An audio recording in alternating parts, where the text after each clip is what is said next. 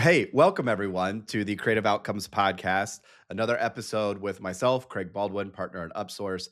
And today we have Danielle Fauteaux, who has extensive experience helping agencies with revenue and revenue operations and installing systems for growth. And I would venture to say that growth and sustainable growth is the number one challenge that every agency has, whether they know it or not. Um, so, Danielle, if you would please introduce yourself, tell us about your organization, and how did you get to where you are today? Yeah, thanks, Craig, for having me. First of all, excited to have this conversation and dig into the experiences that you've had as well in the different roles that you've had. But how did I get here? Man, that is such a interesting question. I got here through participating at agencies in individual contributor roles and then in leadership roles in like director of marketing seats. And I noticed these patterns of what does and what doesn't work for revenue generation and creating those scalable lead gen and revenue and retention opportunities for agencies. And that's really where directionally then I was like, okay, let me create a framework that can be applied across professional service businesses, but especially for agencies so that they can understand it's not an overnight one size fits all kind of thing, but it is something you can build into your culture for revenue generation as a team sport so that if you're in the situation right now, like a lot of agency owners and leaders are, where you're driving business development and client acquisition primarily, there are things that you can do to culture and cultivate an actual team wide responsibility for revenue and client acquisition. So I know we'll get into that more, but that's really where my passion is reducing the burden from just the leader and the owner, distributing that across the whole team and getting exponential results out of it as a result.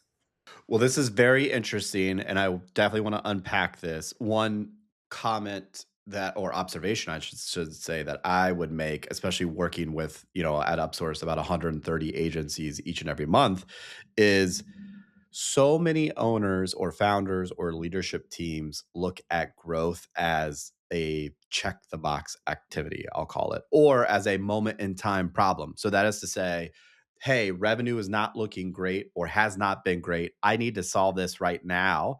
And then once I solve, quote unquote, I move on to the next problem of my business. That, as someone who has led revenue related activities at various organizations for the last 15 years, does not sit well with me. It makes me very nervous as a professional.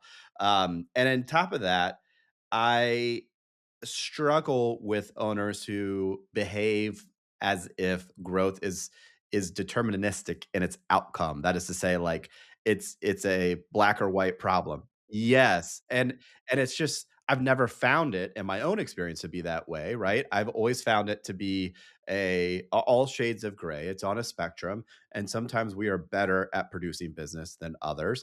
But I'm always trying to get better, knowing that an absolute best is not really possible, right? We can always grow more. And so those are two things from a mindset perspective that I think about a lot, that I are behaviors that I see within owners that we work with, not all of them, but many of them.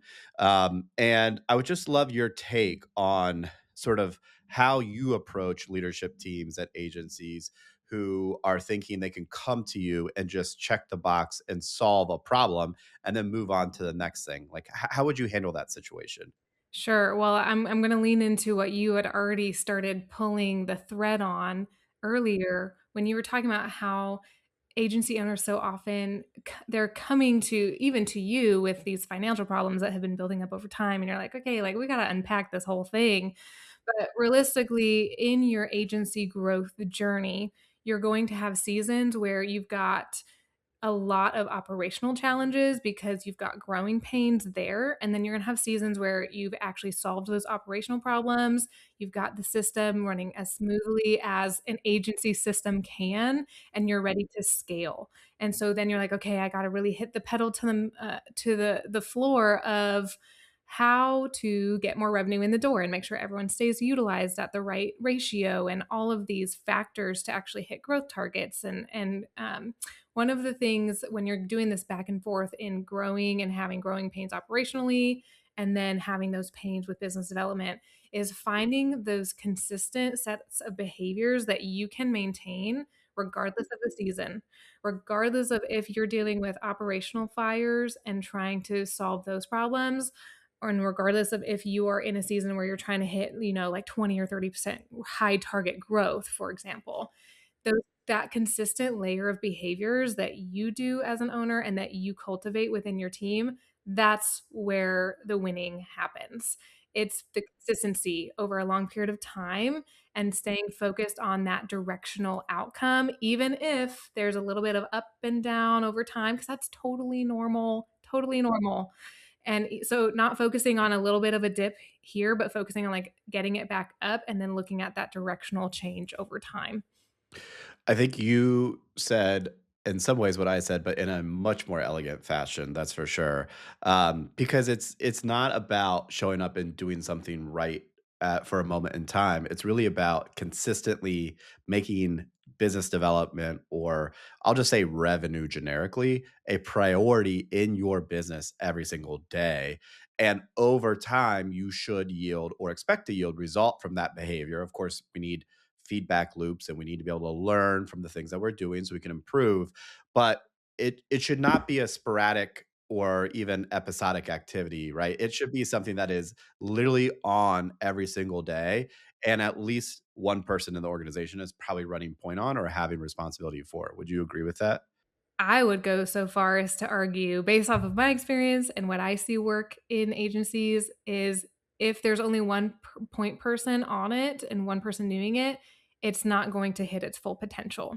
Where I see maximized potential is truly cultivating that team wide understanding of revenue generation as something that they can and should be contributing to. And so, in this context, when we're looking at I'll pull from my momentum framework, Craig, to unpack Yeah, this a little I bit. would love to hear it. So there's 5 core pillars that you're going to be structuring your overarching revenue around. It's your relationship building activities, your inbound marketing activities, your account-based marketing activities, your consultative selling process, and your customer experience. When you hit all of those 5 pillars, you're gonna be doing 3 things. You're gonna be acquiring new clients, you're going to be expanding your existing client base, and you're going to be retaining your existing client base. Because once you've got that consistency going with business development roles, but then also your delivery team, delighting clients, having consultative conversations that lead to expansion opportunities and conversations, solving some of the feedback loop problems between delivery and sales, and even between sales and marketing to make sure that you're attracting the right kinds of buyers, that is where the exponential growth can really start to happen. And if you've got just one person handling all of that, there's going to be lots of gaps. You're not going to have the same reach because you need to be empowering the people that have the frontline conversations with clients to continue to have that revenue mindset in the work that they're doing too. Okay, so you're getting me really excited about what's possible. And I love the 5 pillars. I'm totally on board with that. But if I'm an owner who is accustomed to carrying the burden myself or myself and my partner, whatever that may be, right? But it's isolated to 1 or 2 people within the organization. And in the past, when I've said to the team, quote unquote, we would love your help. Or if you know somebody, we'd love an introduction. And we're willing to pay you if you introduce us someone, right? These are the kind of the things that you hear over time where people will try. Again, usually in a sporadic fashion, not consistently. How do you come into an organization then, excuse me, and get buy-in and motivate an entire team, an entire organization to um, own some piece of the BD outcome or just revenue outcome more generically? Absolutely. I will call out primarily the distinction between external motivation and intrinsic motivation. So External motivating factors are things like incentives, like you talked about, and giving, referral kickbacks, things like that.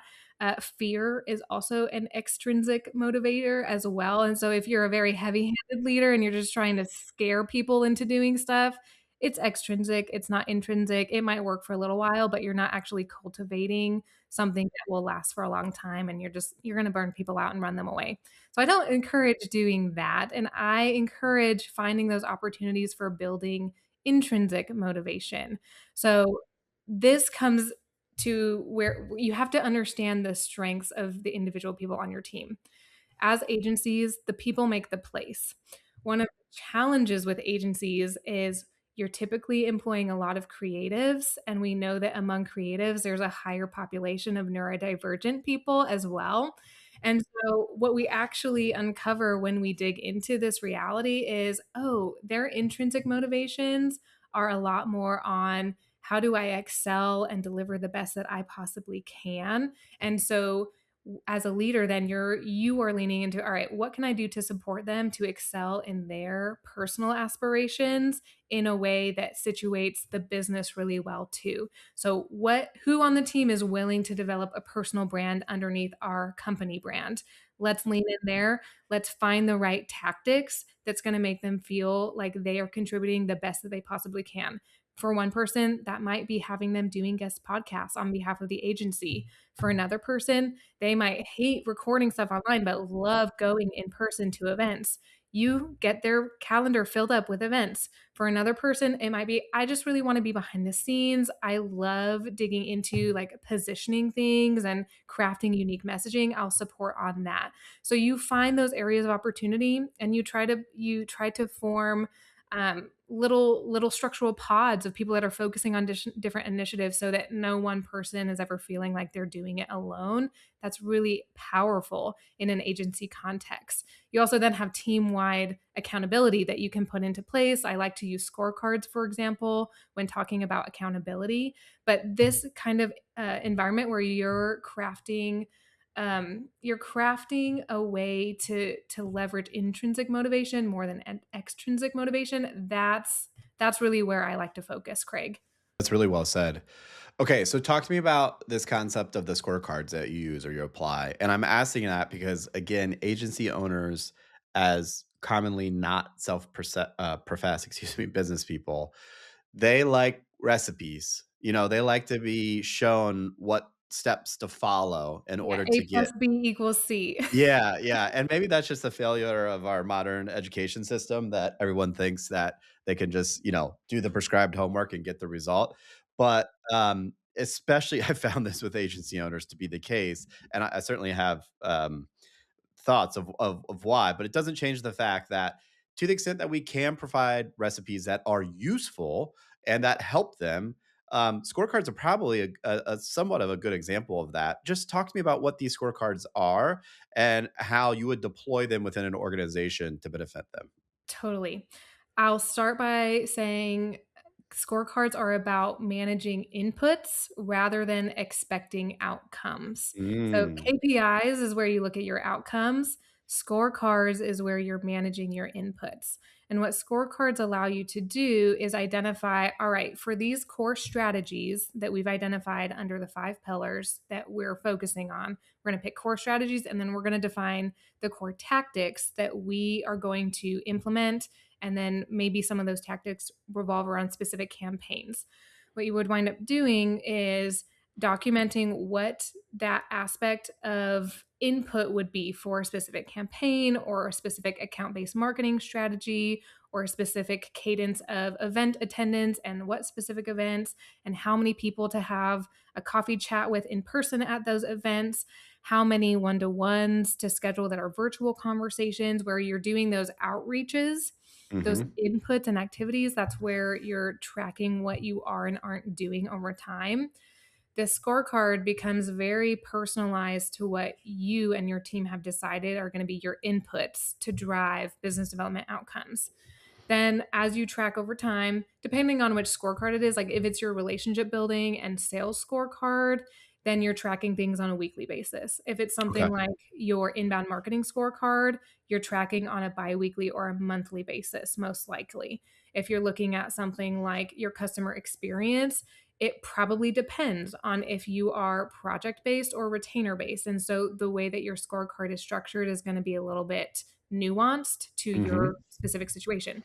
But when you are using these scorecards and when you are holding your team accountable with scorecards and saying, like, here's what you said you would do, are you doing it?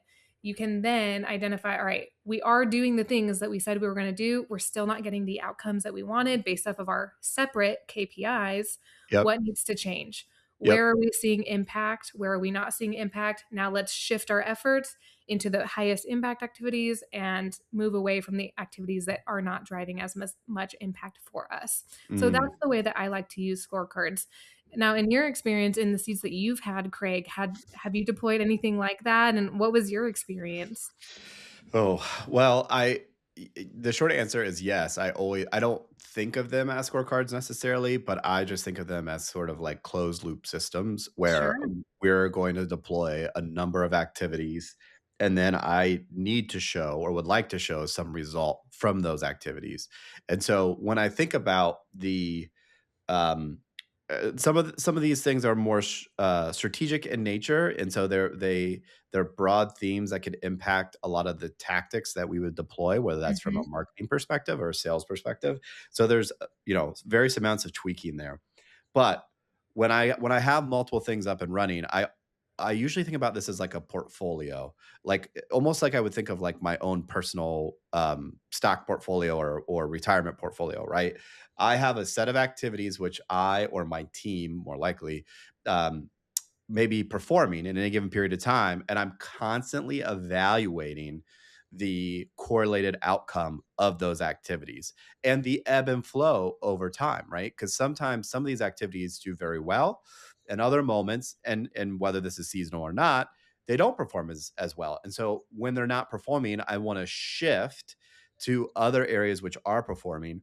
And if they are things that have worked in the past, but suddenly not, then I start to pull at strands, trying to figure out, well, what has changed? What are we doing differently? Is our messaging not resonating? Has the market changed? Are we just not talking to the right group of people anymore? Right. So I'm constantly analyzing like all of the tactical things which we are doing each and every day.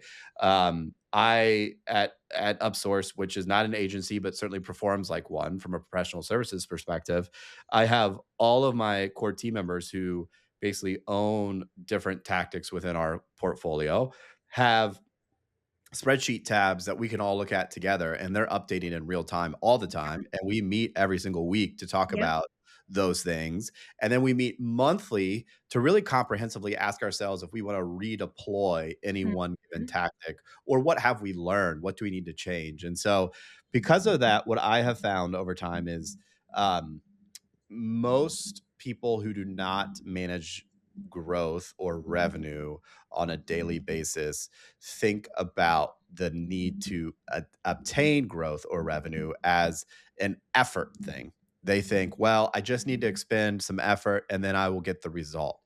And as we talked about earlier, I wish it was that clear, but in my experience, it has not been that clear, right? And so, what I tell the team at this point on a weekly basis is I trust that everyone is working hard. There are moments where we need to work harder, like, hey, we did 2 events in the last 3 weeks. That meant we had to get on a plane and go somewhere and stay up late and still make sure proposals were getting out, right? So there are stretches or periods of time where we are working harder. But that's not the default mindset I want from my team. The default mindset I want from my team is creative problem solving. I Mhm. want them to think creatively and to have the awareness over the functional areas that they manage within our sales and marketing efforts to be able to come up with answers to why their particular thing is not performing the way we would expect or how it can be improved. And to the extent that none of it is working, what's our next step? Where should we go from here? Right.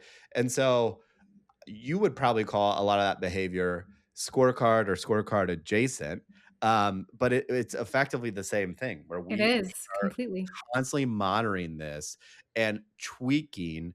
Um, over some period of time. I'm definitely the type of person that I say quite often to clients, I find that outcome lags effort by about 3 months on most things, right? So if I'm gonna take the time to spin up a new campaign or a new tactic, maybe I've never done events before and I'm gonna start doing events. I'm gonna give it at least 3 months before I start to really evaluate the data, and in some cases, maybe longer, right? And so Yeah. matching that expectation to the activity, allows me when I have kinda like my objective brain, running and I'm trying to evaluate, are these things working or not? It just frames it all appropriately for me, and that's another thing that I think you really only have that if you've been through this quite a bit. That it's one of those like wisdom or experience things. It's not an intelligent thing per se. It's just you have to have a good instinct as to how long should you allow things to fester before you need to make a change. And commonly people don't allow things to fester long enough to determine if it's working. They get super impatient and then they go on to the next thing. And of course, that thing doesn't work very quickly Yeah. either. And so I really love what you're saying around the time horizon, around the scorecards, around alignment with the entire team. Um, it's a message that certainly resonates with me, and I really wish resonated with more agencies that are out there. It's I hard because we get trapped into our own inner anxieties, and yes, so we're responding so reactively to try to compulsively feel better about the anxiety that we're feeling, yes. when in reality, the activities that are gonna drive the biggest outcome are the ones that take some time to Mm, really develop and flourish. It's again, it's not the overnight shiny flip this switch magical campaign like YouTube video that you saw. yep. It's nurturing the right relationships in the right industry over the right amount of time, solving problems in a unique way, Mm, being a consistent advisor to your clientele, being a resource in the industry that you serve, being available when people need you to be available, being present at events. It's these kinds of things that you don't, again, to your point, Craig, the day after you go to an event, you're not going to have 10 proposals in your pipeline, yep, but you're going to have conversations scheduled over the next 4 weeks that some of those turn into proposals in your pipeline. yep, absolutely. I'll do you one better. We did an event a couple years ago in Las Vegas, and we truth be told, we actually have a proposal out right now where that relationship originated 2 years ago. Yeah. And over the course of 18 to 24 months, I think we've written 3 or 4 proposals from that particular conference where we spoke, we met some people, um, but we heard nothing the first 12 months, right? And so I think the average person would look at that and be like, "God, why did you do that?" But if I'm managing this alongside a portfolio of other activities, and in many cases, my expectation is those other activities exist on different time horizons in their own right. Some things can have a much quicker response. You know, events really aren't one of those things, in my opinion. But some things like direct outreach or maybe even advertising, if you can get in front of someone who's in that purchasing window, then yes, we'll move faster. Right now, finding someone in the purchasing window is Yeah. always a problem. It's a Yeah. challenge, The but 95-5 principle, right? that's right. That's right. So, but if you can think about this holistically and say, okay, I'm doing a set of near term things, I'm doing a set of medium term things, and I'm doing a set of long term things, and I all expect approximately this outcome any given month or any given quarter, that's just a much easier way to live in my my experience, because Absolutely. it's the moment where everything has to happen right now that I don't have a lot of options or leverage as a business owner to move the needle, as you are saying, right? And so I often tell our owners that the most important thing for them is to have options, to have a leverage in their decision making, to be able to have a longer time horizon, to Mhm. make bets. Because to your point, some of those bigger bets are the things that get the bigger return, but most of us don't have the luxury of a long time frame, Yep. or a lot of investment at the ready to make those bets, but we want to Yep. earn that right. And Yes. so, I just want to say kudos to you because obviously your experience shows, but the way that you frame this for owners is very simple, I like to think, for anyone to understand. Now, it's different when they have to go out and execute, as we all know, but just getting their mind around it and getting in the right mindset. Can you talk about that? Like, if when you approach clients who are, in what you would consider not in the right mindset, how do you reframe their thinking? Because behavior change is maybe the most difficult part of all of this, whether it's a leader or getting the whole team to buy in. How do you go about getting that behavior change? Absolutely. So there's going to be some examples that we'll talk about that are not entirely um, related to every single mindset that someone might have. So we're going to talk about some specific things. There are way more mindsets that are present in Okay. agencies, business owners. I mean, we're humans, so we're complicated creatures. Yeah. But let's talk through some examples. I think Okay. that'll be a good way to frame it. So. Um, let's talk about this mindset around, well, our our clients are more important than we are. We have to spend our time on our Mm. clients first, and then we'll focus on our stuff. This mindset is it's really just an excuse to avoid to Yeah. avoid taking responsibility for your agency identity and your team identity in whatever industry or industries that you're serving. So I'm pretty direct about that when Yeah, I I tell can you tell that. the way you just tackled that. I was like, if I'm committing that error and you come to me with that, I'm gonna be like, "Oh, man, I don't know if I'm ready to hear that," but I probably need to hear it. Those are the people that need to hear it the most, right? I think so, which is why I care enough to be direct. Some people Yeah. don't like it as much, but that's okay. I love Yeah. them still. What I recommend in those kinds of mindset scenarios is to reframe the situation and view your agency as your number one client, and to actually Mm. create a system of organization and check-in meetings and structure as if your agency were a client that were paying you a retainer, for example. Ooh. So that's the way that I reframe it. The Yeah. subset of that is oftentimes with our own businesses, if we have an employee that we feel like is underutilized or someone that we don't want to deploy on a client account for whatever reason that might be, we're Yeah. like, hey, do this thing for our business. I don't know that that's the right approach. I Mm. think that our A players should be the people representing our business. And so Mm. I tend to challenge people on that opportunity as well. If we shift gears into another just mindset or lie that we tell ourselves, it's especially related to when you're trying to get other people involved in representing the agency and being a little bit more front facing. This lie that people tell themselves of like, no one cares what I have to say. I'm Yeah. not that smart. Yeah. That is so limiting, and it's just not true. Your Yeah. clients come to you and they keep coming to you because you have expertise to share. That's so valuable.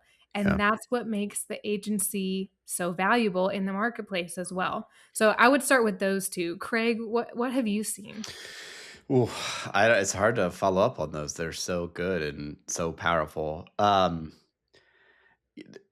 big bugaboo at a very elementary level is just the amount of seriousness or rigor that an owner or leadership group needs to have about these activities in general, right? Mm, And so mhm.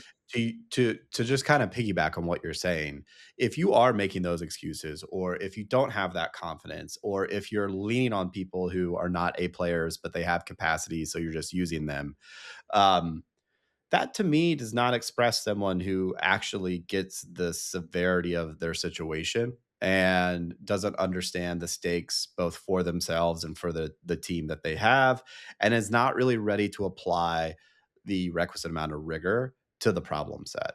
And that's something that I uh, preach, and it's a tough topic to talk about because rigor means something different to everyone. I have one of my partners, Ryan Watson, talks a lot about productive paranoia, and I think that is a really that's like a visceral term that I think a lot of people understand. And so productive paranoia would be good to apply to a lot of these things, right? But to your point about the agency being the number one client, just from a revenue perspective, if the agency is the number one client, um, you are probably going to apply the appropriate amount of rigor. You are taking the challenges related to all things revenue as the largest challenges in the business, and you are treating them as seriously as you would any given client problem that you've ever faced, right? And I think what's funny is so many of the individuals in these organizations are so good at solving client problems or working towards the brief that the client put in front of them or whatever the work is, right? And so they're filled with talent of different kinds. But when it comes to applying that talent to their own business or the business they work in, it's just kind of like a fatalistic attitude where people are like, well, I don't know if that's my job, or that's not really what I do, or I don't work in sales, so I don't know if it applies to me. And it's those types of attitudes where, to your point, I think leaders and employees are selling themselves short. I think that they are doing themselves a disservice for the arc of their career in general. Because as you know, I tell all of our team members, like all the time we spend together and the tough conversations we have are just as much, if not more, about their careers as they are upsourced, right? Because I'm looking to create like really great people, really talented people, really experienced people. And if they're able to do that work at upsource for an extended period of time, all the better, but I'm here to make sure that they have great careers and do even better after they leave us, right? And I just think a lot of people don't bring that mindset to the table, and it shows because they're the same people that come to us and say, "God, we only have 3 months left. What should I do?"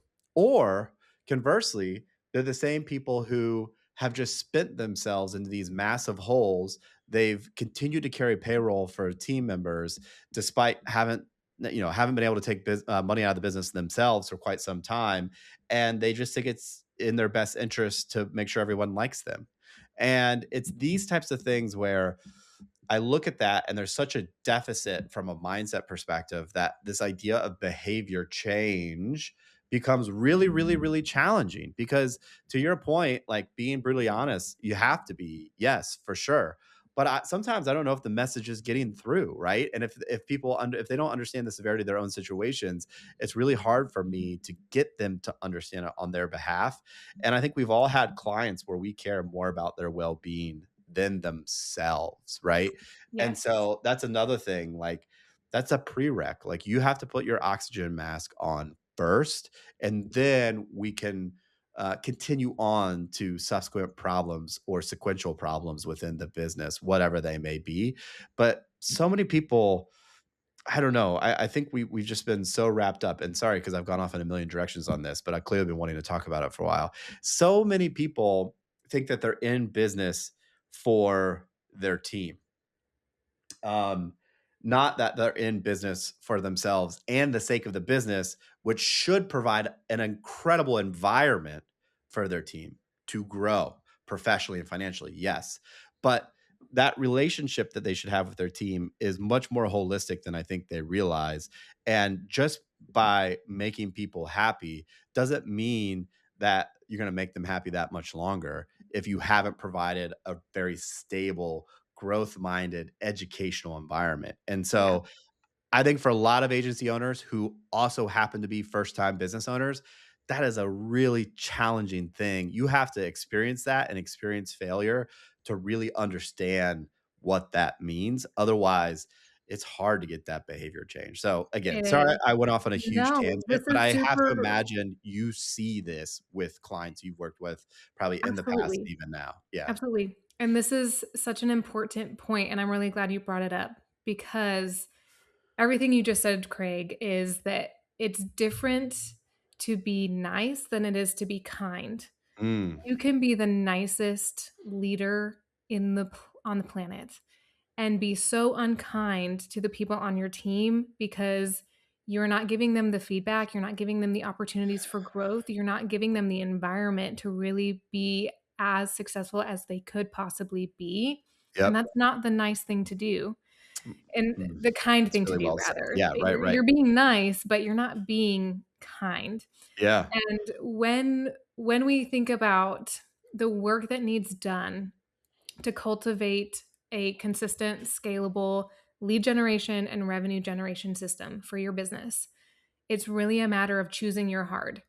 It's hard Mhm. to put in that consistent effort day after day, week after week, month after month, conversation after conversation on a day that you're tired and just had a terrible client fire that you were already putting out. And now you have to put on a happy face and try to present the agency. Like, that's hard. It is.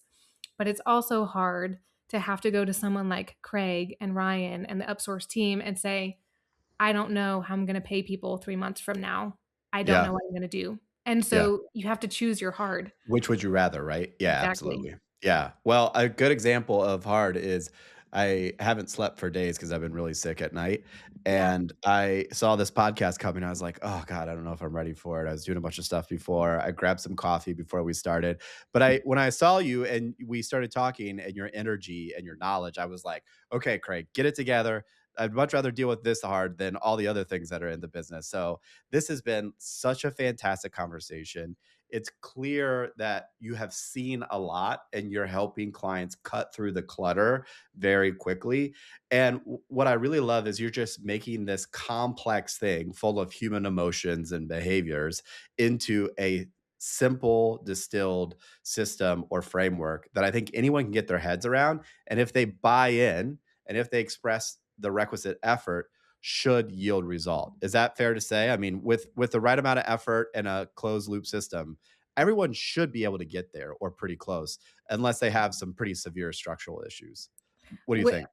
Intentional effort, and I also, like, I am a huge advocate of focusing on the 20% of activities that yield 80% of outcomes, Yeah. because less but better is gonna be so much more sustainable than Mm, trying to do everything under the sun.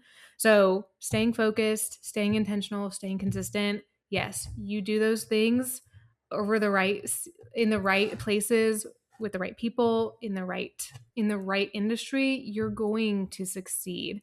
Now, there are market dynamics you have to be aware of. Like, if you're trying to grow in an industry that's shrinking, it's going to be harder. good It's luck, not right? impossible, but Yep. that's something to be aware of. Yep. And also, if you're in an industry that is growing at a faster rate than your business is growing, that should actually be a signal to you of like, oh, we're growing 10% per year. Oh, well, the industry you're in is growing 20% per year. So, like, Right.